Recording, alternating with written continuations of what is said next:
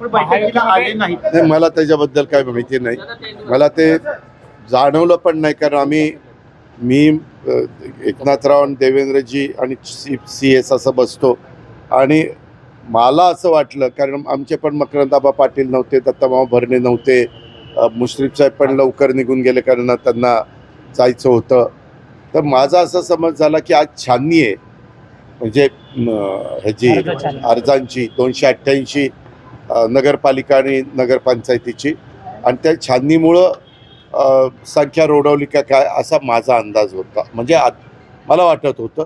परंतु नंतरच्या काळामध्ये मी त्या मीटिंगमधनं इकडं निघून आलो आणि नंतर काही पत्रकार मित्रांनीच मला ते विचारलं की असं काही झालं आहे का, पण मला खरोखरीच आतमध्ये असं काही जाणवलं नाही. तर मी लगेच एकनाथरावनं विचारलं असतं की एकनाथराव, म्हणजे मी त्या अँगलने कधी बघितलं पण नाही, कारण सगळे असे वेगवेगळ्या त्यांच्या प्रोटोकॉलप्रमाणे जागा ठरलेल्या असतात आणि त्या पद्धतीने आम्ही बसलो.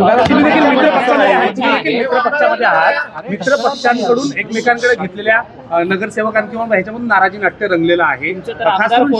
ऐका,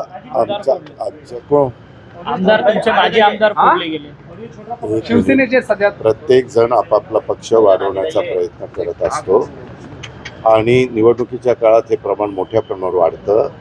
तिकीट देण्याच्या निमित्तानं वाढतं, अध्यक्षाची उमेदवारी देण्याच्या निमित्तानं वाढतं आणि त्याच्यातून आज मुख्यमंत्री आणि एकनाथराव शिंदेसाहेब आणि बाकीचे सहकारी, मी तिथं नव्हतो पण बसले होते अशी नंतरची मला माहिती, कारण आज आमचे पायाभूत सुविधेची पण मीटिंग होती, आमची ते बिबट्याच्या बद्दलची पण बैठक होती.